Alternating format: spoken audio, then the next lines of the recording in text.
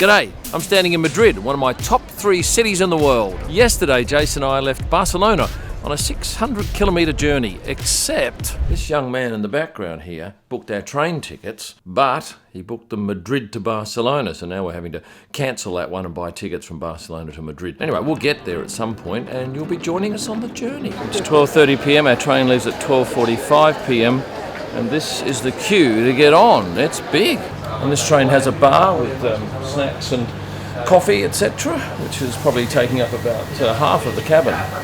We're just over halfway through this trip and it's a gorgeous train. The seating is 2-1 and it goes up to 300 kilometres an hour and so smooth you don't even realise you're doing that speed.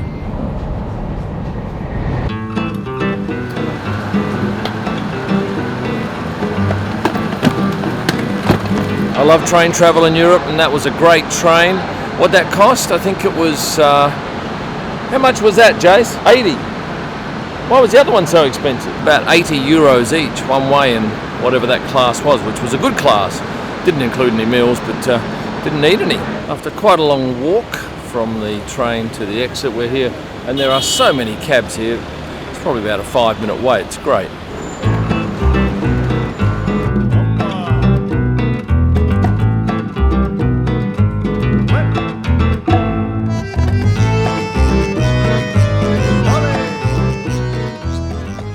And this is my home for the next 6 nights and Jace's for the next 4. It's in some lovely little street here in some area, I don't know where we are, but it's got a bit of atmosphere, and there's a couple down here getting quite amorous. And this is a typical European lift, very small as you can see, less than a metre square. And this is what it looks like from the inside. It's quite delightful. The apartment has a musical theme to it. It's very open, got a nice little deck outside here. However, there's hardly any lighting.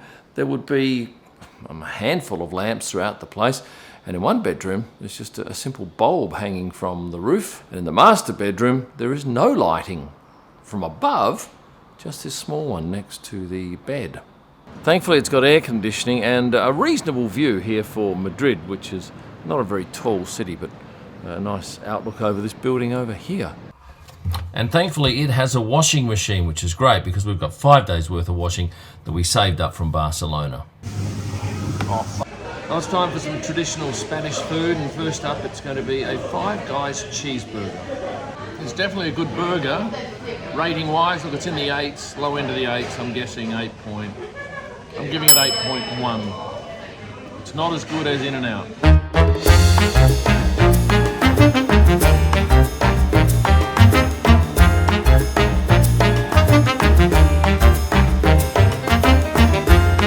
See this building behind me? It's on the Grand Via. It's called Wow. It's a department store, and inside, it's remarkable. Get this, I just tried this t-shirt on in this change room. It's got a video screen. That's the very shirt I tried on.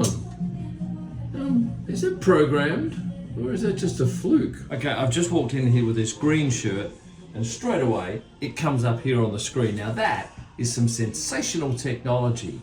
And it even shows the size that I've got on. It just gets better and better as you get higher, and there's a rooftop restaurant, I'm told, which is amazing. So this store and restaurant used to be a hotel, and that is a lovely bar out there. Opens up for dinner at 8 at night in that magnificent restaurant, the likes of which I've not seen. There's a shower, there's all sorts in there. And this would have to be one of the most elegant Uniqlo stores I've seen. This is about 500 metres from our apartment, and we're going up to dinner, and we've come across 2,000, 3,000 people gathered out here on the street in front of the Pestana CR7 hotel because they believe Cristiano Ronaldo is in there. We walked past La Gloria de Montero restaurant earlier today and looked pretty nice, so we're going in for dinner, and let's see how it stacks up. I must say I'm always delightfully surprised by the price of wine and food in Spain. It's so much cheaper than most parts of Europe, and good quality too. Well, I did think that restaurant was quite inexpensive, and there's a reason why. It wasn't great, so we had one entree, or appetizer as the Americans would say, and then we sort of cut our losses and got out of there. I wouldn't be recommending it to you. I don't often do tours, but I've decided to come and have a look at Real Madrid Stadium. This is Santiago Bernabeu, and it is undergoing massive construction work for the, I think, start of the next season. It's going to be quite an amazing stadium. It'll seat 85,000 people. There's a little museum as you enter. And amongst the noise, I can tell you that these seats are far more comfortable than those at the AC Milan game that I went to going back in Milan a few weeks ago. Well, the tour is very basic. It's pretty much just a walk through and look at the stadium under construction, and then you'll exit via the gift shop. But if you get the chance to go to the Dallas Cowboys Stadium, that is a significant tour and absolutely puts this one to shame. What was this? 18 euros. 21 if you actually pay here instead of booking online. But yeah, good to have a look, but it wasn't worth 18 euros. What is this building? This is the main bullfighting ring here in Madrid. Controversial subject, bullfighting, and I was here a couple of years ago and I did this tour. The tour is remarkable, so I'm going to take you through it. Whether or not you like bullfighting doesn't matter, because the building itself is quite remarkable, and there is a fair amount of history here. Hola, one ticket for the tour, please. To be carried out shoulder high through the Puerta Grande of any bullring is the highest reward for a matador. So this is it, the main bullfighting arena. It's quite spectacular to look at.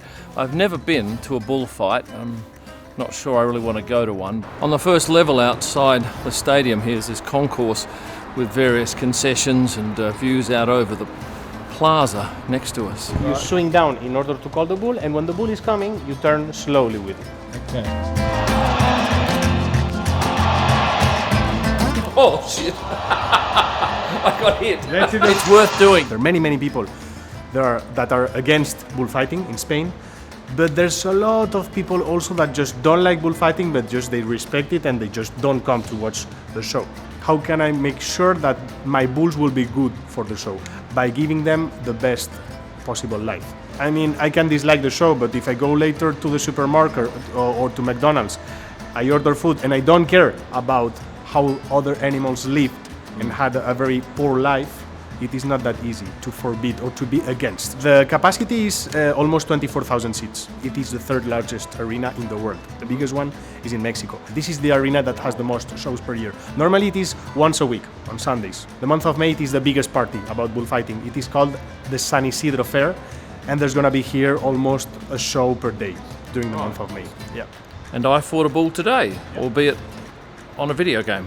But yeah, there was a time where a fighter got a horn in the throat, and the horn came out through the other side of the throat, and he still was saved. How many people have died in here? From 1931 until 2023, only 5 people, which is very few. Back then, when we didn't have antibiotics, the main cause of death were infections. Well, despite what you think about bullfighting as a sport or an entertainment art form, this is a must-do tour. I really enjoyed it. I came here a couple of years ago, and I would urge you to do the same. It's fair to say Madrid has its fair share of magnificent buildings like this one here and the one behind me. There's also an abundance of these huge fluffy characters that you can pose with for photos and, I don't know, pay a few euros each. They're everywhere. A couple of days ago I asked my Madrid Instagram followers where I should go in this city, and a number of you said Retiro Park.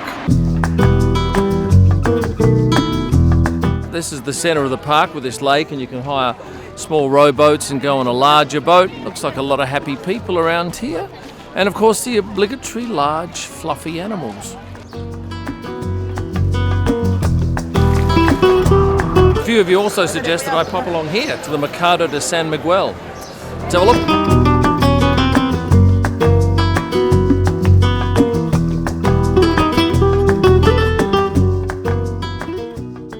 Well, this was a great suggestion. This place is absolutely abuzz with people. Great food, just about everything you can think of. I've got some ham and mozzarella from a lovely lady there. There's drinks, and there's plenty of noise. And just a couple of 100 metres away from the market is this magnificent square with some great artworks there. Big statue behind me, lots of people, plenty of places to eat, and in general, just pretty darn impressive. Here's another beautiful square that I've just come across. I can't tell you the name of it, but it's just glorious. The buildings and the wide open spaces, so many people enjoying themselves. I want to talk to you about changing money. These shops behind me are absolute rip-offs. They've got a margin on some currencies of about 20% either side of the actual rate. You are far better off changing money on a travel card, and normally there's about a 2.5% margin for the bank in that. In fact, I've been here in Europe, 3-4 weeks now, and I've not spent 1 cent in actual cash. I've managed to get everything on a credit card, and that's a Bankwest credit card out of Australia that has no foreign transaction fee. That's saving about 3%. And behind me, you've got all these sellers of shonky goods, and those ropes there are designed to quickly pull up in case the police come. Now, I've ended up at quite an interesting bar called La Pelagrosa. So I thought I'd have a drink here and then a feed. I don't know what I'm going to expect food-wise, but we'll find out in a second. Well, I had the sea bass and prawn meatballs, which were fantastic. And now I've been offered a lemony type dessert, so I'm going to give that a crack. But I quite like this bar. It's a good buzz, some music that I recognise, and some pretty interesting people.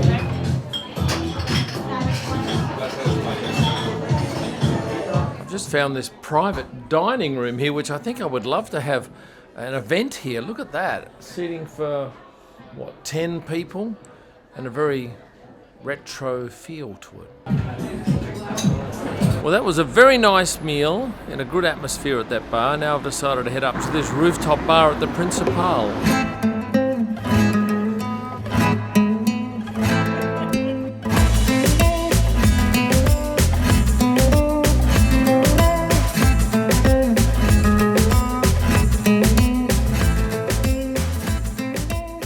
A bit earlier on I mentioned that I put Madrid in my top 3 cities of the world. Where exactly? Number 2, just behind Tokyo and just in front of Moscow.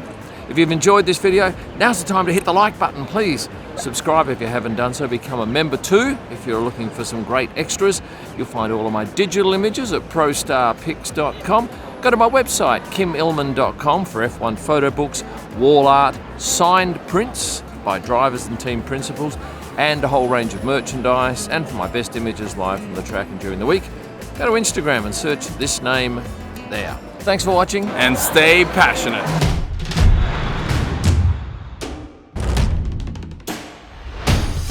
I'll do a little tricky shot here.